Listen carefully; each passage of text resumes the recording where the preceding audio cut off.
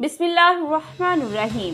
CID news network Islamabad तो मैं अमीशा असलम शामिल करने अज दी शाह सुर्खियां।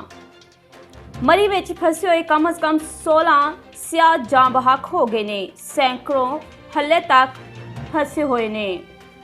पंजाब हुकूमत ने मरी नूं आफत ज़दा करार दे दिता, एमरजेंसी नाफज कर दी गई। गड्डियां दे बाद मरी विच पैदल दाखला भी बंद कर दिता गया है।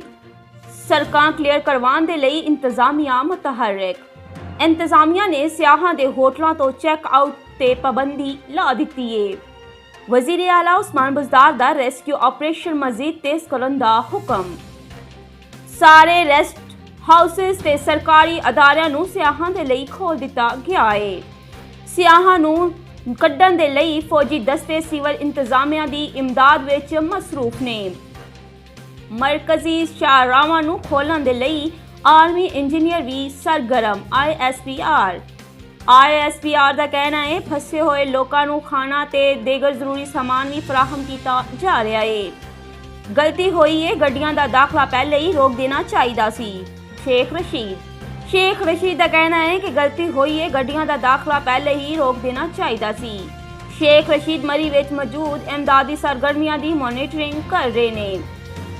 हज़ारां गड्डियां लखां लोग आएंगे तो इंतजामिया किवें कंट्रोल करेगी? फवाद चौधरी का कहना है लोग ऐसे मौसम विच घरां विच ही रहन ते चंगा है। यह वक्त किसी ते जिम्मा डालन दा नहीं बल्कि तरजीह फसे हुए लोगों नूं कड्ढण दी है। शहबाज गिल का कहना है अमरीका विच लोगों नूं बर्फबारी तो बचण दे लई ट्रेनिंग दित्ती जांदी है, जेहड़ी कि सानू भी देनी चाहिए है। कोरोना चैलेंजां दे बावजूद कारोबार की शरह वधी है। वज़ीर आज़म इमरान